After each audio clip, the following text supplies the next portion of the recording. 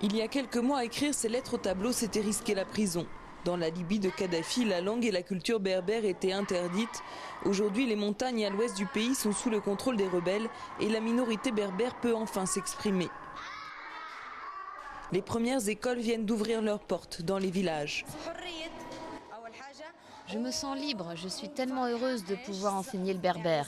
Nous voulons montrer que notre culture existe, nous voulons enseigner la langue à nos enfants afin qu'ils connaissent leur identité. Un nouveau vent de liberté après 42 ans d'oppression. La plupart des berbères parlent leur langue mais ils sont peu à connaître l'alphabet. Du coup, certains parents comptent aussi profiter des cours de leurs enfants. On va pouvoir apprendre à écrire ensemble, ou alors c'est plutôt lui qui m'apprendra. Les Berbères vivent dans ces montagnes depuis longtemps, bien avant la conquête des Arabes. Aujourd'hui, les associations fleurissent dans ces villages. Écoles, artisanat traditionnel, journaux, une radio diffuse même des programmes en arabe et en berbère. Elle est écoutée dans toute la région, jusque Tripoli. Nous avons un bon accueil de la part de nos frères et voisins arabes. Ils acceptent l'idée de cette radio et certains veulent même apprendre l'alphabet berbère parce que c'est une tradition libyenne vieille de 5000 ans.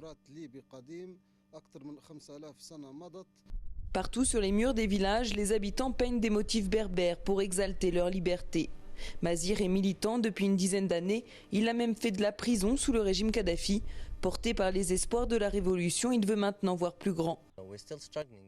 On va continuer à se battre, c'est juste un début. Les journaux, la radio, la peinture berbère, tout ça n'est qu'un début vers un plus grand objectif qui est la reconnaissance de notre langue comme langue officielle dans la nouvelle constitution. Au front, Arabes et Berbères combattent côte à côte contre le régime de Kadhafi. La guerre a renforcé leurs liens dans la région. Mais pas sûr pour autant que les Arabes acceptent l'émancipation de leurs voisins une fois le conflit terminé.